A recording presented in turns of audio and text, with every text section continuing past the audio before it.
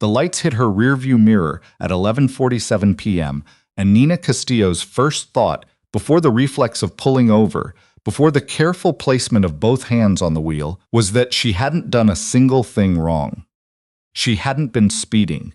She'd stopped fully at the light on Kellerman Road, counted 3 full seconds, checked both directions. The battery in her left hearing aid had been dying since hour 9 of her 12-hour shift, and she was aware of exactly how she presented to someone who didn't know what a hearing aid looked like or why a person might when approached from their left side, and she was very tired of being aware of that. She pulled to the curb the way she'd been trained to pull to the curb. Not the way anyone taught you in driver's ed, but the way 7 years in the Army and 4 years working trauma taught you. Economy of movement. Nothing that could be interpreted wrong, hands visible before they were asked to be. The officer took his time.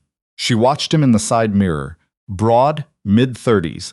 The way he walked toward her had a quality to it, deliberate and unhurried, his hand resting on his belt not quite at his weapon, but close enough that the proximity was its own kind of language. He stood upright at her window, didn't bend down. His nameplate read Bannick. License and registration. No greeting, no explanation. "They're in the glove compartment," Nina said. "I'm reaching for them now." Her right knee protested when she turned to lean across the center console. She got the documents free and held them up without being asked a second time. Bannick took them and studied her face with the particular quality of someone looking for a specific thing and not quite finding it. "You been drinking tonight?" "No." "You sure?" "Yes." His gaze moved to her left ear. "What's that?" "Hearing aid, partial loss on that side." He said nothing for a moment, then, "Step out of the vehicle, ma'am." Nina's chest tightened. "Can I ask why you stopped me?" "Step out." There was the version of ma'am that meant nothing, and there was the version that meant the conversation was already over, and she just hadn't caught up yet. This was the second kind. She got out carefully. Her knee didn't cooperate the way it should have. The shrapnel souvenir from a vehicle rollover outside Kandahar that the VA had spent 3 years documenting and calling a mobility limitation, and the movement was slow enough that she saw Bannick's posture change, the slight stiffening that said he was cataloging it as something. "Service-connected injury," she said, before he could ask. "Affects the knee. I've been on my feet for 12 hours. "Service," he said, the word sitting oddly in his mouth. "Military?" "Army, 7 years, combat medic." He looked at her the way people sometimes looked at her when she said it, measuring the gap between what they'd expected and what was standing in front of them. She was 5'4", with dark hair pulled back and the kind of tired in her eyes that had nothing to do with impairment and everything to do with a double shift in an ER that had seen 4 trauma activations before noon. She had stopped explaining herself to that look years ago. Bannick had already moved to her rear door without asking. She heard him unzipping her work bag, the compact black kit she kept in the back seat with a stethoscope, bandage shears, a blood pressure cuff. Then the pause that meant he'd found the prescription bottles tucked in the side pocket. He lined them up on the roof of her car, gabapentin, cyclobenzaprine, hydrocodone at the dose the VA had finally agreed to after 2 years of arguing about it. "These yours. All prescribed, labeled. I can give you my doctor's number." "You take these tonight?" "The gabapentin this morning. I don't take the hydrocodone before a shift. I haven't taken it." "You sure?" She held his gaze. "I'm sure." Bannick set the bottles down and circled around to face her. He folded his arms. "Walk a straight line for me." She felt the trap close around her like something with teeth. "Officer Bannick." She kept her voice even. "The knee injury I mentioned, it's documented by the VA and by my physician at Crestview Medical. It prevents me from presenting a normal gait even when I'm completely unimpaired. If I try to walk a controlled line right now after 12 hours on my feet, it will not look like what you're looking for, and that won't be because of any substance. It will be because of a nerve injury I sustained in a military vehicle accident in 2018. Bannick didn't move, then show me the documentation. My medical records are on file with the VA. You could call. I'm not calling anyone. He tilted his head. Walk the line or I'm taking you in. A car drifted past on the opposite lane and slowed. In her peripheral vision, Nina caught the edge of a phone held up against a window, someone filming. She didn't let herself look directly at it. She reached into her jacket pocket slowly, making sure both hands were visible, and took out her phone. I'm making a call, she said. Put that down. I have the right to contact. Put it down. She dialed. 2 rings, then a voice, clipped, alert, the voice of someone who kept a phone on his nightstand with the volume high because calls came at all hours, and there was a category of call that mattered more than sleep. Castillo! It's me, she said. Kellerman Road, near the Crestview turnoff. Time? Now. Stand by. Bannick stepped toward her. Who did you call? Nina put the phone back in her pocket. I asked you a question. The sound reached her before the vehicles did. 2 engines, not sirens, not lights, just the low particular rumble of something moving with purpose. 2 unmarked SUVs came in from opposite ends of the block and stopped in formation, sealing the intersection cleanly. 4 people got out, plain clothes, no visible insignia. They moved without hurry, which was somehow more commanding than speed. The man who walked directly toward Bannick was in his 50s, gray at the temples, with the specific economy of someone who had long since stopped needing to prove anything to anyone. He stopped a few feet short of Bannick and held up credentials. Special Agent Wade Kessler, VA Office of Inspector General, Criminal Division. His voice was level. You are detaining a decorated veteran outside the bounds of lawful procedure. Step back from the vehicle. Bannick went the color of old concrete. Kessler moved past him without a second glance and stopped in front of Nina. Something shifted in his expression, not softness exactly, but recognition. You hurt? No. Good. He looked briefly at the way she was holding her knee. Get off that leg as soon as you can. Behind her, one of the other agents was speaking to Bannick in a voice that was precise and unhurried. Unlawful detention, federal statute, body camera surrender, 24-hour compliance window. Another agent was photographing the pill bottles on her car roof before replacing them in her bag with the same care someone might use with something that belonged to a person. Bannick stood by his patrol car and said nothing. He looked diminished somehow, like he was taking up less space than he had 10 minutes ago. Nina gathered her bag and drove home. The next 72 hours happened in pieces. She kept having to reassemble. A federal statement with a patient agent named Celeste Owens, who asked her to walk through everything twice and wrote down the answer the same way both times. A call from her supervisor, Karen, who had seen a clip of the stop on the local news and wanted to know if Nina was all right. A text from her sister in Sacramento that said only what happened, with 3 question marks, which Nina answered with I'll call you this weekend and then didn't. She was back at the hospital 2 days after the stop, checking charts during a break, when Owens called with the counter-complaint. Bannick's union had filed with Internal Affairs. Nina had been verbally aggressive during the stop, they said. She had made threatening gestures. The phone call she'd made was evidence of premeditation. She had, according to the union's statement, deliberately engineered the encounter to manufacture a lawsuit.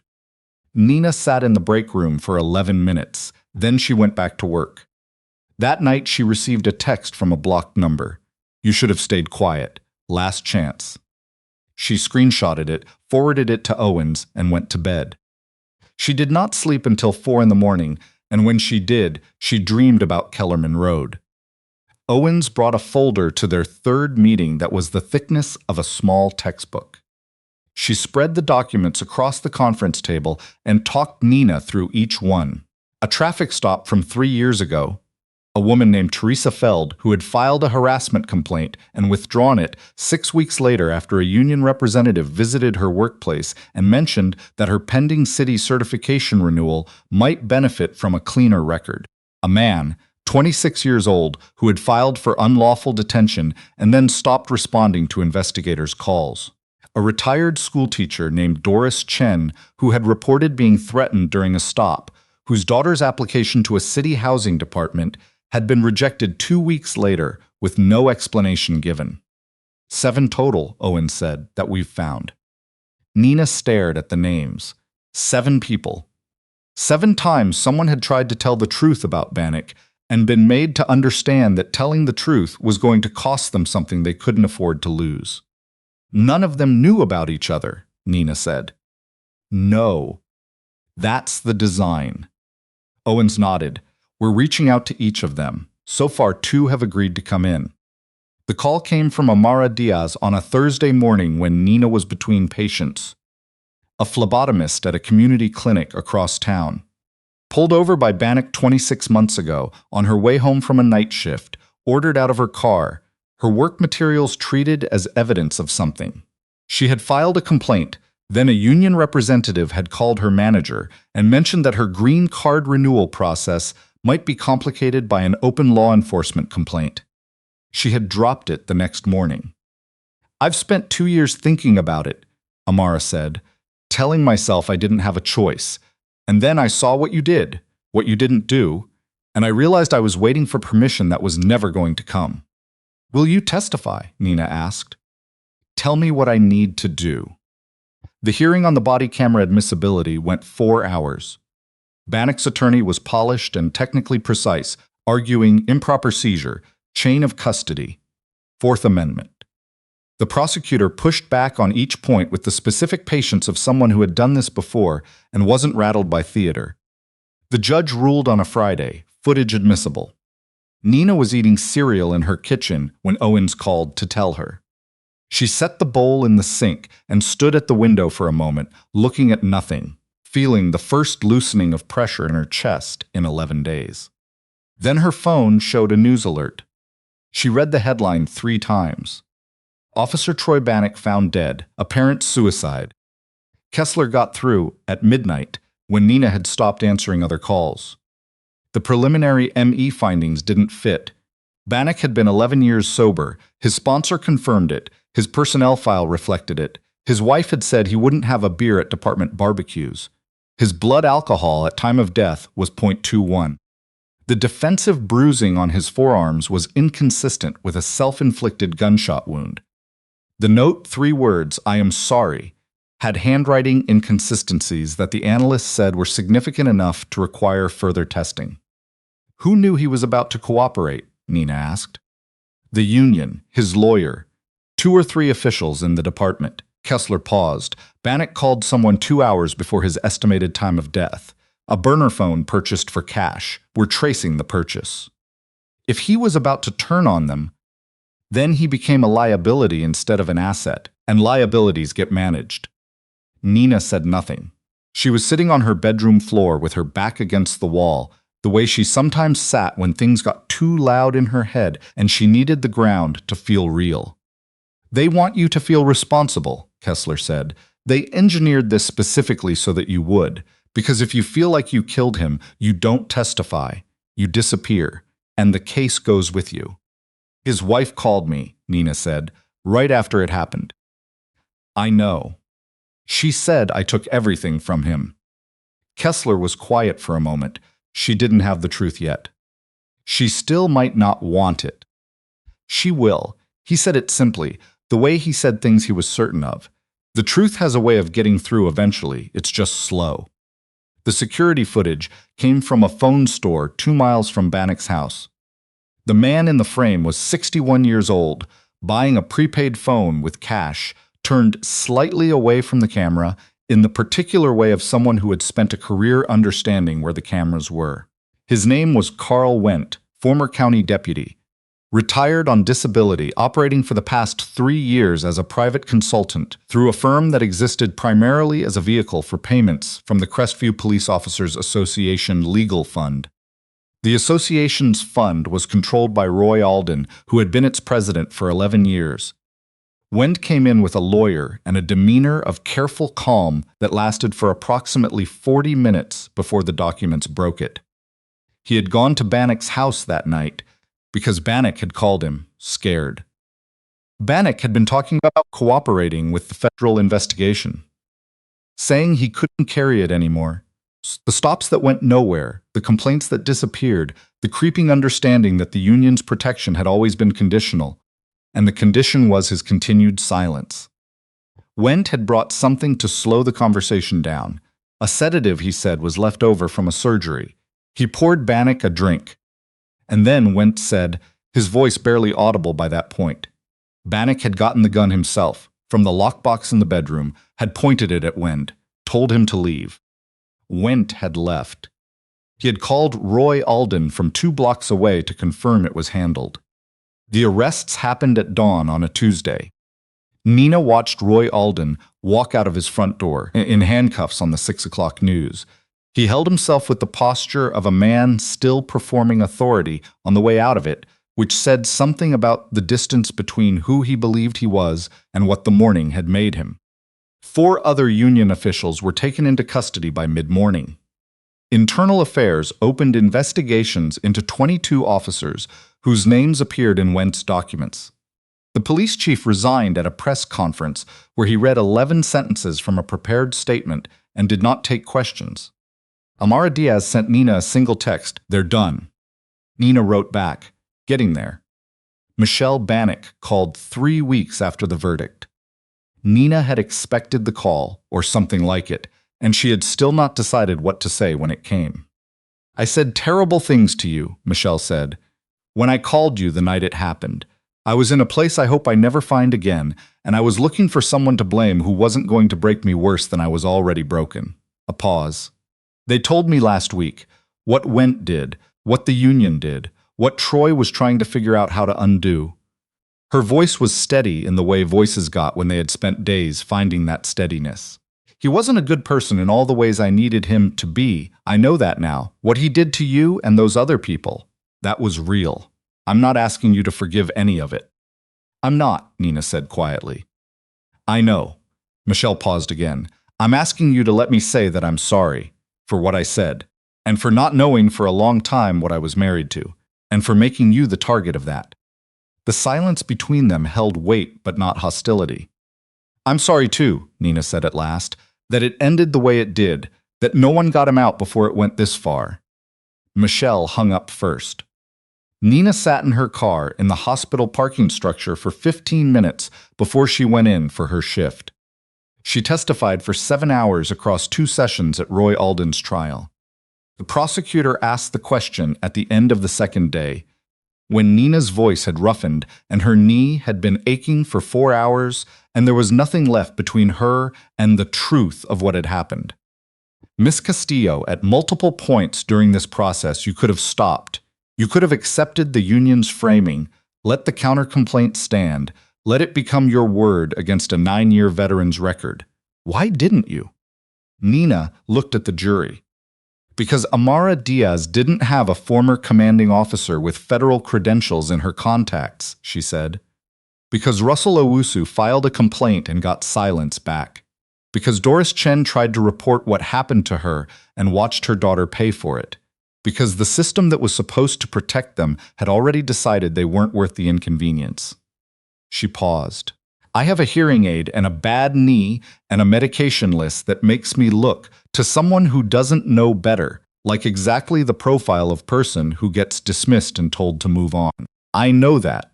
I knew it that night on Kellerman Road, and I decided I was not going to be the example of what happens when you make yourself small enough that the system doesn't have to notice you." Alden was convicted on all 7 counts. The storefront on Avery Street had been a dry cleaner.